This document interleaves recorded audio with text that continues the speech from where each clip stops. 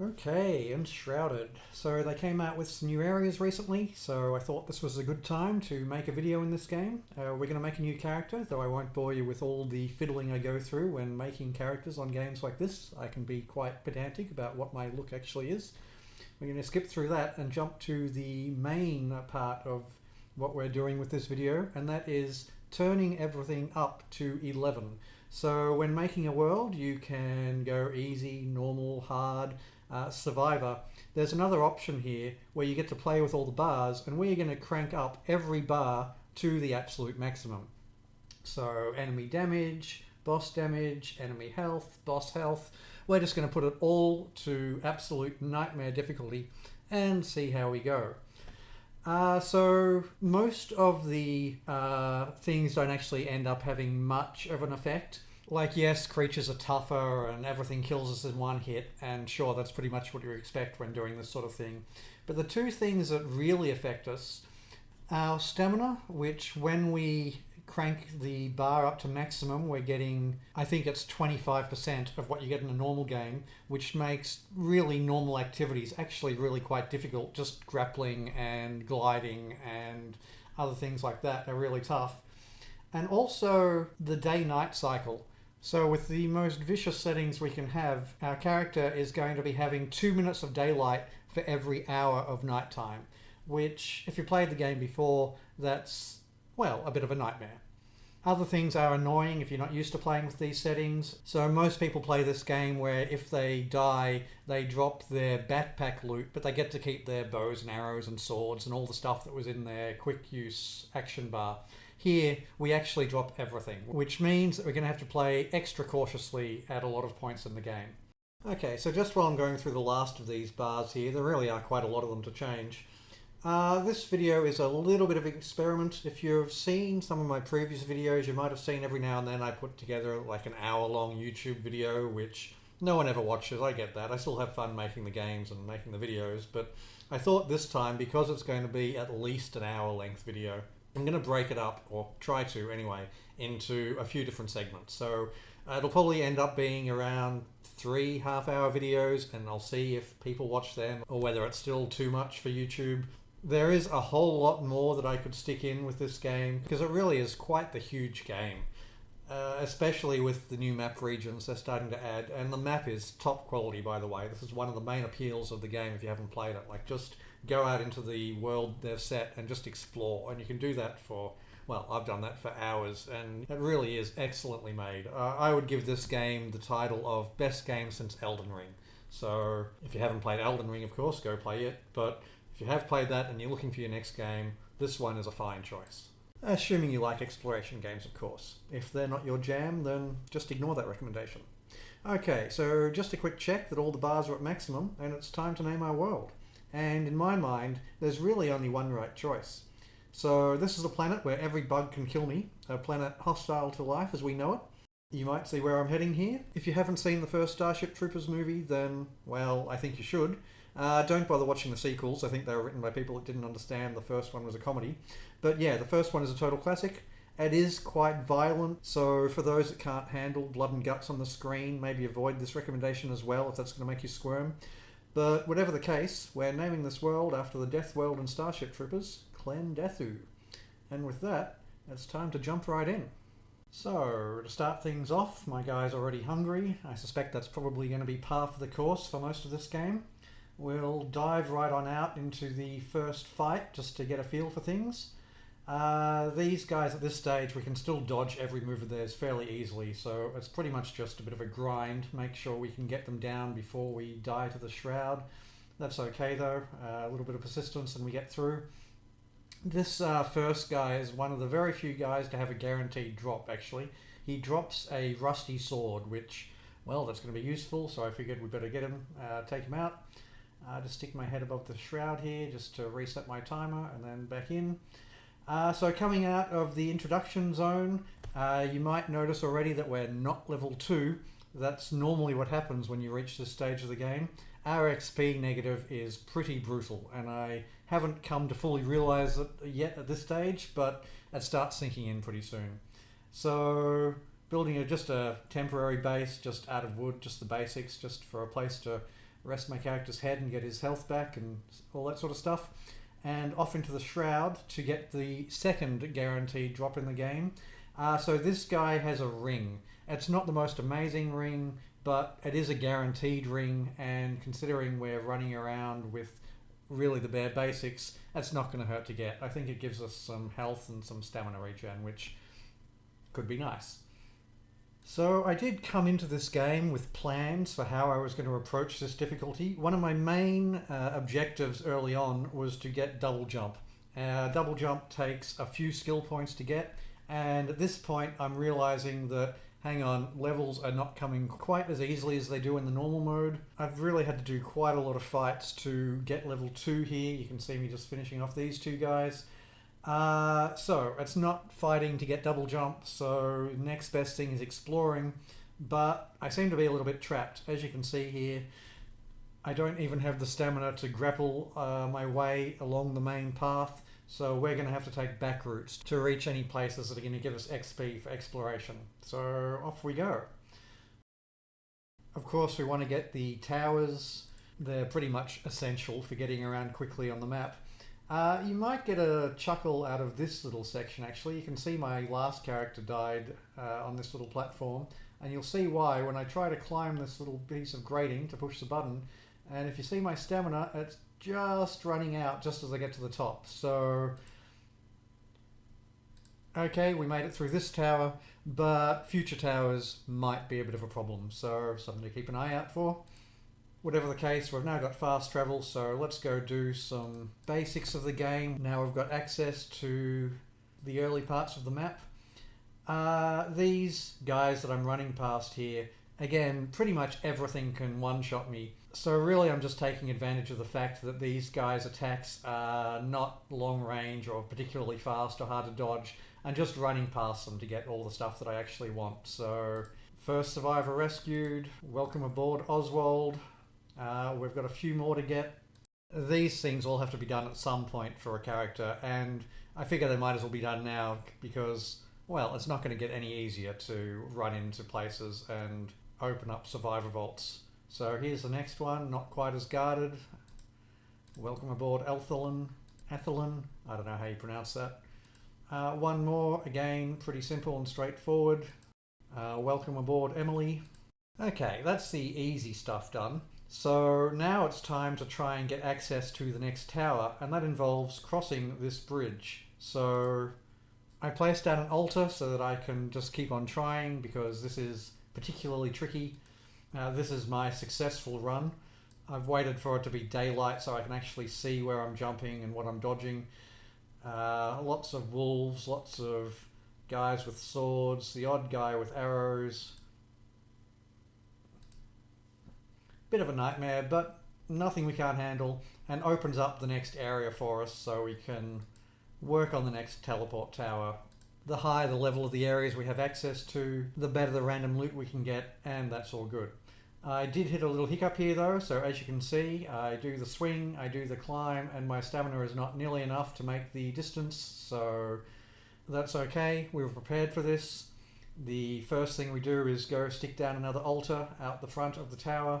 Then we're going to go get a good night's sleep, come in fully rested, and hopefully the stamina difference from not rested to fully rested will make all the difference. So still got 10 minutes of rest here, should be enough. If it's not, then, well, we'll go to plan B, but for the time being, we'll do the swing, do the climb, and just make it with just a little bit to spare. Okay, so tower number 2 done, not a problem. Well, no insurmountable problems anyway. So we now have access to the low meadows.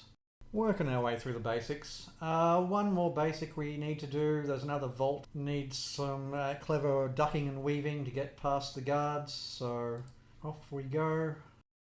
You've probably noticed by now that when I'm doing these run-alongs, I have absolutely nothing in my inventory. No sword, no food, etc, etc. There's me picking up some stuff from my last dead body, but it's just a piece of honey. Like, my guy is as ill-equipped as you can get. That is deliberate. Again, if we die with these settings, we lose all our items at the place that we died. This includes everything in our all swords, all bows and arrows, all wands, etc., etc. And it can be really hard to get them back from amongst a group of enemies. So just because we can run past them and keep on trying to run past them as many times as we feel like, if we were to lose items that we had to get from in here, you have to stop and bend down to pick up items, and I would be risking absolutely everything for no real gain. So anyway, if you're curious as to why my character is running around quite so empty-handed, that's the reason. So here I wasn't 100% sure that I had actually got the vault, so this is me just making absolutely sure. It's still giving me messages even though I'm dead, so I figured I'd let them play out for a little while. As the screen goes red when you die, I couldn't tell if the red glow in front of the vault was from my dead body or from the vault, which was unopened. But it's all good. I got Balthazar, so welcome aboard. And you might have noticed with all of the stuff I've been showing you, we still haven't hit level 3. So even with all the exploration and a little bit of farming XP, I was just not going to be able to get the skill points that I needed for double jump in any sort of serious time frame. The next expansion would have been out and I still would have been at it. So last plan, we're going to have to actually cut down the shroud spores, big red mushrooms, whatever you want to call them, in order to get our skill points. So in we go. Stick down an altar so that we can respawn when we need to, and start digging in. It's going to be a long fight, especially with this sort of poor fighting that you're seeing. I would certainly not call this my best fighting effort ever, but that's okay. This sort of clearing of enemies in the shroud so we can cut down the shroud spore, this is more of an endurance test than it is a test of skill. Okay, so once we've cleared out enough enemies, we can run in and get some chopping done.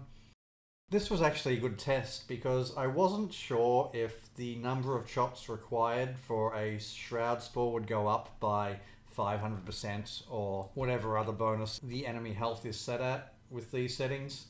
As it turns out, just a regular number of chops will do, so that's rather useful information and we'll be putting that to good use shortly.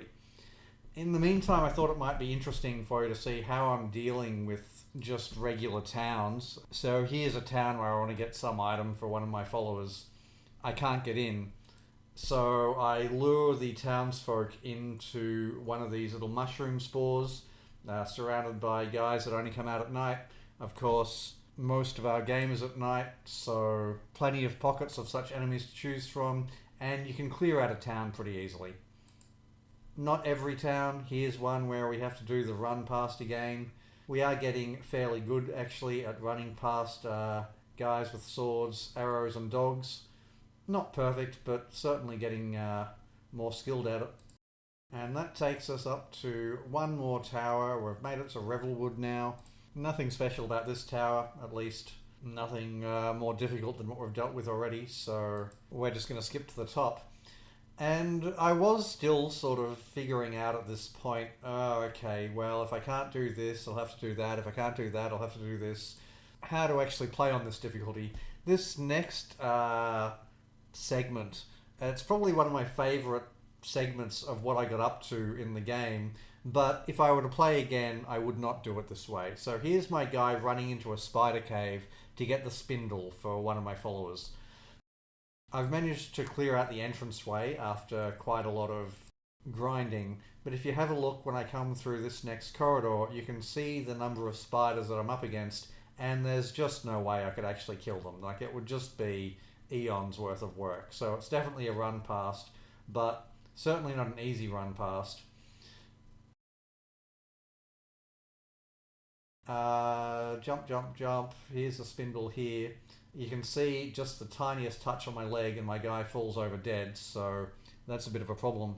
And at this point, I wasn't actually 100% sure that I didn't need the spindle.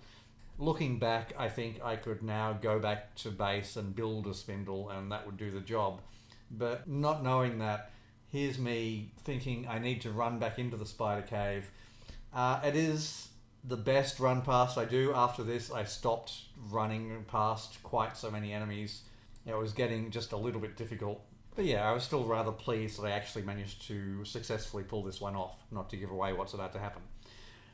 So looking back, the way to deal with this or these sort of quests is to wait until later in the game, and we actually go down the skill tree path, which allows us to be friendly with all animals. So all wolves, all rats, and importantly for this dungeon, all spiders. We can actually just walk past these guys.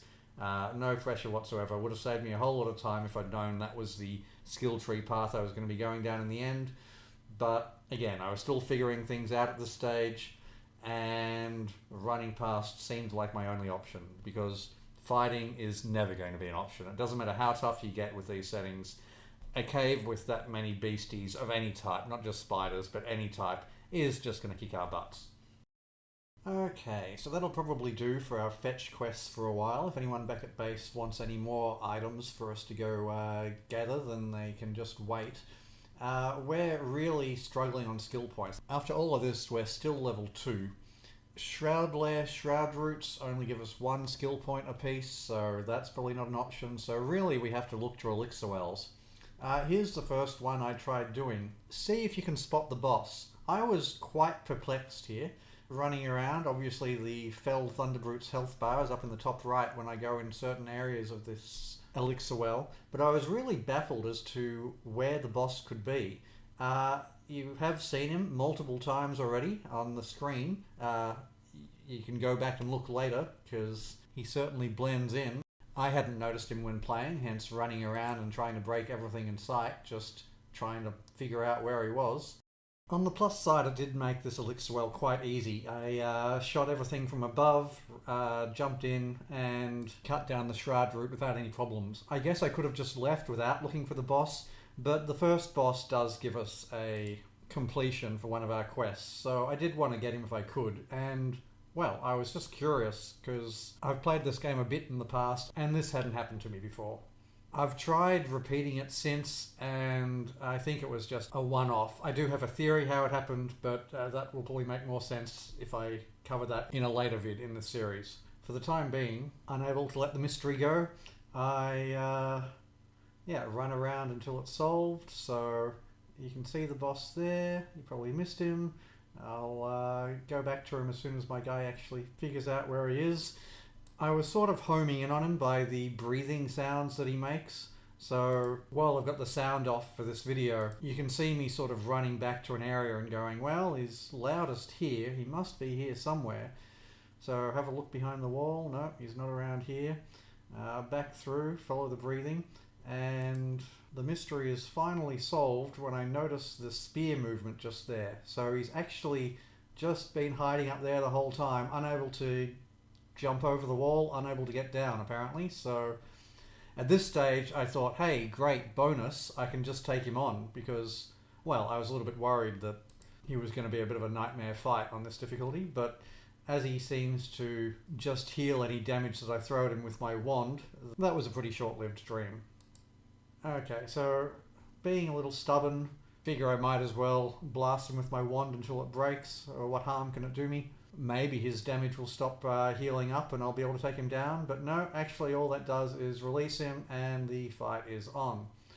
So this was the first of the Fell Thunderbrute bosses that I'd fought on this difficulty, so I was playing it fairly cautiously, just getting a couple of attacks in and then running away again.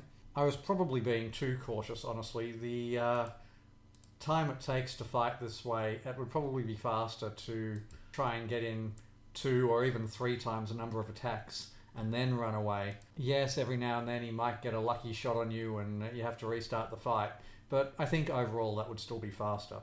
Whatever the case, so long as there's no one else in the area, these guys are pretty tame as far as bad guys go to take down, so we'll just jump through to the end of the fight. I've already spent more in this section than I meant to. I did think it was interesting, but if I spend this long in every section, then well, we'll never get through all the stuff that I want to cover in this vid. Okay, so final swing, take him down, get the quest done, huzzah, huzzah. So now we've taken down a Fell Thunderbrute, we don't need to do that again anytime soon if we don't want to. We're getting pretty good at running past beasties, and we know that we can cut down Shroud Roots with only a couple of chops. So time to go to the next elixir well and put all this together to see if we can finally start getting some real skill points coming in. So unlike most of the other run paths you've seen me doing in previous scenes, here I'm actually running in with a full load of equipment, but I'm being extremely cautious. As you can see, I run in, I get one chop, and I leg it away again, and we're going to do a lap leading all the beasties around. If you are going to try this sort of thing yourself, I do recommend scouting ahead first with no equipment, just to make sure there's not a bazillion critter generators lying around the area. Some elixir wells tend to just be covered in them, and yeah, this sort of plan will severely backfire in that scenario. But assuming that's not the case, this actually seems to be a pretty solid plan. So I think my character bites the bullet here, but it does keep track of how many axe swings we've done on the shroud route. Well, it keeps track for a little while anyway, so here's me coming back to it again, picking up where I left off, and starting the process again. Well, continuing the process. So chop, chop, chop. Got to be getting close now. 1 or 2 more swings should do it. And then, at long last, we're going to have enough skill points for double jump, which I was saying earlier was step 1 of my plan for how to approach hard mode. So here are the skill points. Huzzah! Finally got them. Into the skill tree and do the unlock. Now, the reason that double jump is so important for the plan that I have is we're going to start running into areas well beyond what we're meant to be able to get to at this stage. So what I might do is show the complete run from this tower to the next zone, and then we'll call this a vid and I'll pick up from the next tower next time. This is a fairly long run, and of course most of my game is at night time, so it's going to be fairly dark, but I have tried to make sure that some specific parts happen during daylight hours. So those nighttime critters that are just everywhere and we really can't deal with, once we go off road, we really don't want to be bumping into them because, well, again, this is quite a long run and it can be incredibly time consuming. If, say, I've done 3/4 of it, then I fall over and just have to do that 3/4 all over again. We will be dropping some altars along the way. That's just common sense though, really, because without it, we have to do the whole run, row to go in one shot, and that's rather unlikely.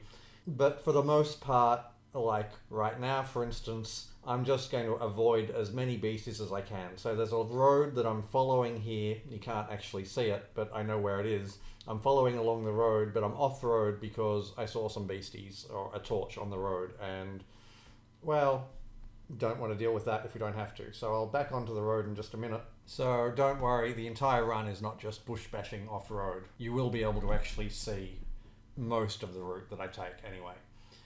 It's actually sort of amusing. This is the first pathway I really explored in the game back when I was playing on just normal difficulty mode. I find in a lot of these games, these explore the world, go out and just see what you find, I always tend to go up just as a default. Maybe it's a way of getting a lay of the land. Maybe it's that going up can only go so far, whereas going down, dungeons can go down forever in theory. Whatever the case, I found myself just going, well, let's see where going up leads me. Up towards the top, of course, we start needing double jump, but that doesn't stop us. And at the end of the run, when I found myself in an area that was well beyond the point of the game that I was at, I was like, well, maybe I could plan a future run around this. And, well, it was quite nice to finally get a chance to put that to the test. Okay, so first altar placement coming up ahead. There's a farmhouse full of Volca. The Volca are pretty easy to dodge, but we've got to get past all of them. And then behind them we've got some jumping to do, and then behind them we're going to be running around mountaintops that are covered with enemies at night time. So this is just a nice, safe, and also flat area to put a altar on. I say flat because, of course, when bouncing around mountaintops, if we decide to start sticking down an altar, it can be quite fiddly. You need an area which is, well, an area which isn't on the side of a cliff, for instance. Okay, so sticking it down as close as we can, because why not? They have boundaries around certain buildings where you can't place an altar within the radius of that boundary. So Anyway, wait for daytime because, as I said, there's critters covering the mountainsides behind this farmhouse at night time, and we really don't want to have to be dealing with them if we don't want to, especially when the pathway is not just a straight line. We can't really draw a path around them because that would take us off the edge of the cliff. So one of the few times in the game where daylight is really necessary. Like, it's always a nice thing to have, but you can probably see if you're paying attention the little shroud spore things that indicate where enemies spawn sprinkled all over the place. So yeah, nighttime, these hills, not a good combination. So, two little things that might be worth commenting on while my guy's just doing the dash here. One, you can probably see I'm not carrying anything important with me. Like, I do have loot on me, but that's only stuff that I've picked up along my journey. I'm not actually carrying anything important with me, and that's because if you slip off a cliff and fall to your death, sometimes you can hit a little ledge on the way down, and that's where it puts your loot to be collected in the future. The little torch, tiki torch death stick that it gives you, and that can be a real nightmare. You can get it back in the end with enough jumping off cliffs and trying to land on the little spot, but it can be, well, a lot of extra work for no gain at all. And two, I don't know exactly when it happened, but we're now wearing some basic clothes. Pretty much if we can make anything with stamina, that's what we take. So these clothes that I'm wearing, they're just the very base level stamina clothes. We haven't picked up anything better at this stage. If we do, we'll replace it. But if we pick up anything that gives us, say, toughness or magic or anything like that, we just ignore it. We're only interested in stamina, at least for the foreseeable future. There is a stage later on where we have to switch over to magic stuff very temporarily. I'll point that out when it happens. But as soon as it's done, we switch straight back to stamina gear. Stamina is pretty much everything. Okay, so this jump here, very easy to stuff up a jump like that. Made it first try, so that's all good. When going for climbs, the white cliffs, the white walls, seem to be quite easy to run up or to stick to or to roll up or whatever the case may be. So on that big chasm jump back there, you'll notice that I was aiming my landing at the white cliffs and not at the grey stone cliffs. Grey stone cliffs you tend to slide down or not grip to nearly as well as white cliffs. I don't know if that's deliberate or what the story is exactly, but that's a useful tip to know. Okay, so coming up to the next segment of our journey, just up there is Sabertooth Land, and Sabertooths are absolute nightmares. They are quick, they come in packs, they will ambush you just out from behind bushes that you happen to be running past. You can't always know exactly where they are. In fact, the entire next zone is full of Sabertooths.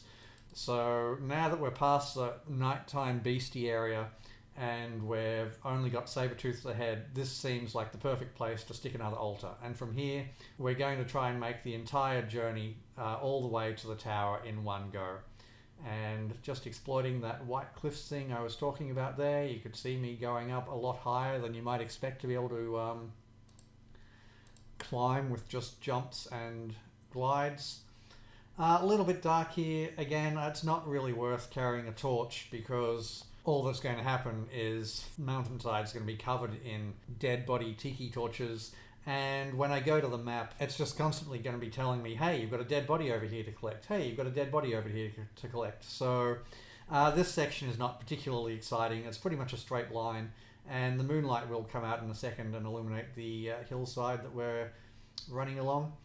Have made it past the first Sabertooth, let's call it a stronghold. I left it behind by making that glide just then over the gap, so any Sabertooths that were following me, they're left behind for the time being. This area, this hillside that I'm on, tends to have sugar canes and all that sort of stuff, so if you haven't brought food with you on your journey, which I haven't because, again, I don't just want to sprinkle the hillside in dead bodies to clean up at some future time, then we're all covered. We're not going to starve to death on the way. Okay, so making a torch here just for when I land down below. So this is the end of the region that we need a double jump for. If you think you can do all those cliffs without double jump that I've just shown on the pathway, then by all means give it a shot. But I'm pretty sure double jump is necessary for at least a few key moments. Okay, so down we go. Once again, I'm going to be avoiding the road but following it as much as I can. So I'm just a little bit to the side and I'll be following its general pathway but not actually on it, so that I don't encounter quite as many, well, patrols, beasties, bad guys in general. Skipping forward to the end of the run, we've zigged and we've zagged all the way through the Nomad Highlands. It does feel like every beastie in the Highlands is behind me at this point, so we've finally got our save point, our checkpoint.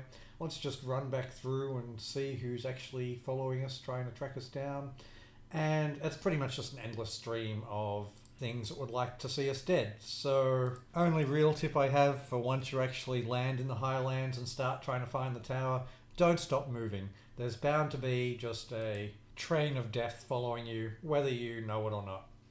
Anyway, got the tower for the new area, so this is probably a good place to stop the vid for now. Maybe I'll see you for part 2. See ya.